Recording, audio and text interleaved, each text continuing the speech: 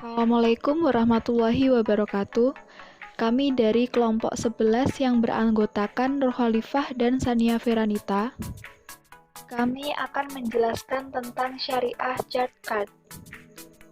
Poin-poin yang kami akan jelaskan dari syariah chart card atau kartu kredit syariah, yaitu yang pertama pengertian dan peristilahan. Yang kedua yaitu hukum kartu kredit. Yang ketiga, akad dalam mekanisme transaksi kartu kredit. Dan yang terakhir, pembiayaan syariah melalui kartu kredit. Pengertian dan peristilahan. Syariah chart card atau kartu kredit syariah adalah kartu kredit yang menjunjung tinggi nilai-nilai syariah serta mendasarkan ideologi perbankannya pada prinsip-prinsip dalam ajaran Islam. Istilah yang terdapat di dalam kartu kredit syariah, yaitu yang pertama, Musdir al-Bitaqoh, adalah sebutan bagi pihak bank penerbit kartu kredit. Yang kedua yaitu Hamil al-Bitaqoh, adalah sebutan bagi pemegang kartu kredit. Dan yang terakhir, Tajir atau Khobil al-Bitaqoh, adalah sebutan bagi pihak yang menerima transaksi kartu kredit. Hukum kartu kredit. Hukum kartu kredit konvensional itu diharamkan karena mengandung riba. Jadi, hukumnya haram. Sedangkan pada kartu kredit syariah itu diperbolehkan. Pihak DSN MUI menyebutkan bahwa para ulama membolehkan sistem dan praktik kartu kredit syariah berdasarkan dalil Al-Quran, Sunnah, dan Ijma'.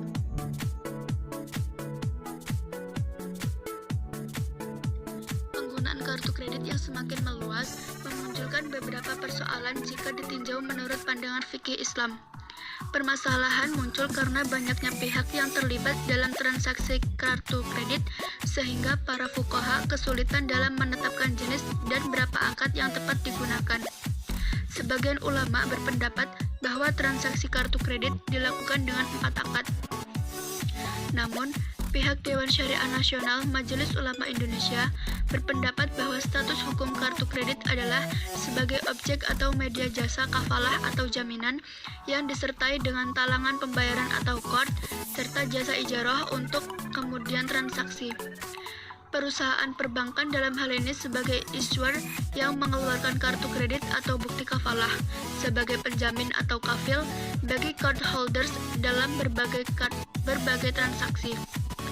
Dengan demikian, menurut DSN MUI, ada 4 akad yang digunakan dalam transaksi kartu kredit yaitu kafalah, qard, ijarah, dan sorf. Kredit syariah memang bebas bunga, namun diterapkan beberapa akad dalam kartu kredit syariah sebagai pengganti bunga, antara lain, yang pertama adalah kafalah. Akad kafalah dalam bahasa Indonesia berarti penjamin transaksi. Dengan kata lain, bank syariah selaku penerbit kartu kredit akan bertanggung jawab sepenuhnya sebagai pihak penjamin dalam berbagai macam transaksi yang dilakukan oleh nasabah selaku pemegang kartu kredit. Perbankan sebagai lembaga penjamin akan memperoleh keuntungan berupa fee atau ujroh dari nasabah melalui jasa tersebut. Yang kedua adalah qard. Akad qard merupakan akad pemberian pinjaman yang dilakukan oleh pihak bank syariah kepada pihak nasabah selaku pengguna kartu kredit dengan ketentuan bahwa nasabah wajib mengembalikan dana yang diterimanya pada waktu yang telah disepakati. Akad ini layaknya fitur pinjaman untuk mengambil sejumlah uang tunai melalui kartu kredit syariah. Yang ketiga adalah ijarah.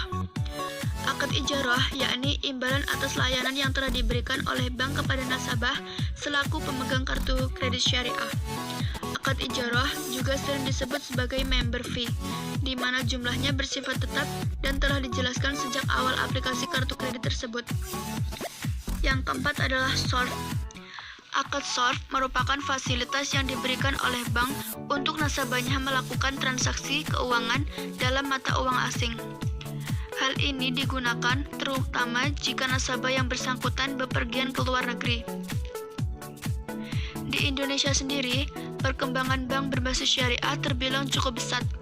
Hal ini dapat dilihat dari hadirnya beberapa bank besar yang menggunakan sistem syariah tersebut, di antaranya BRI Syariah, BNI Syariah, CIMB Niaga Syariah, BTN Syariah, dan lainnya.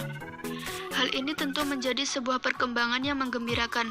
Artinya, semakin banyak bank yang menggunakan prinsip syariah, maka semakin banyak pula nasabah yang menggunakan layanan tersebut di dalam kehidupan mereka. Kehadiran bank syariah tersebut menjadi sebuah hal yang akan melahirkan persaingan yang baik di antara bank lainnya, sehingga bank-bank tersebut akan berusaha untuk memberikan layanan terbaik bagi nasabah-nasabah mereka. Dengan begitu, nasabah akan memiliki kesempatan untuk memilih dan mendapatkan layanan terbaik yang mereka butuhkan. Adanya persaingan tentu akan menimbulkan adanya peningkatan dalam pelayanan. Terkait dengan produk kartu kredit syariah, setidaknya ada 2 bank syariah yang memberikan layanan tersebut. Kartu kredit lahir akibat pesatnya dinamika transaksi perdagangan dalam perekonomian. Kartu kredit merupakan kartu plastik yang dikeluarkan oleh bank atau lembaga keuangan non-bank. Kartu kredit diberikan kepada nasabah sesuai kesepakatan dengan berbagai pihak yang terkait.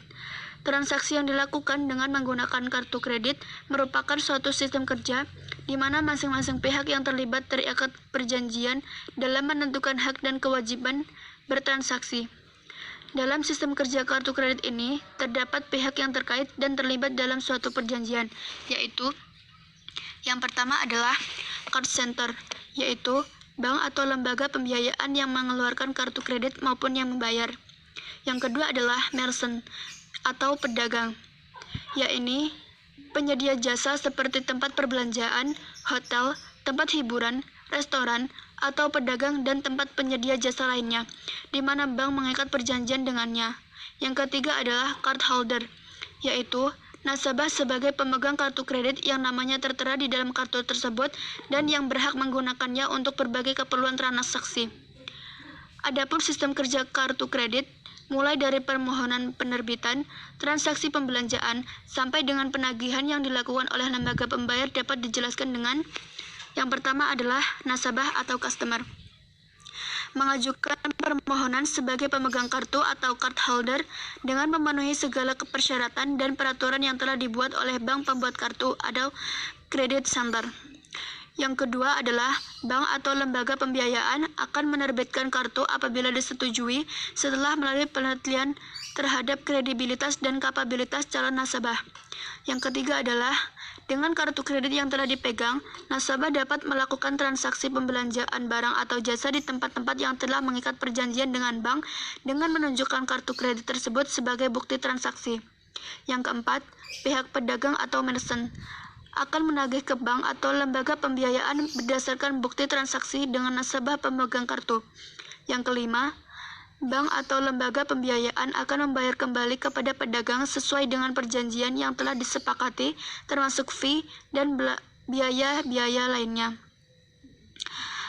Yang keenam, bank atau lembaga pembiayaan akan menagih kepada pemegang kartu berdasarkan bukti pembelian sampai pada batas waktu tertentu, sebagaimana kesepakatan dalam perjanjian. Yang ketujuh adalah pemegang kartu akan membayar sejumlah nominal yang tertera sampai pada batas waktu yang telah ditentukan, dan apabila terjadi keterlambatan, maka pemegang kartu akan dikenakan bunga dan denda.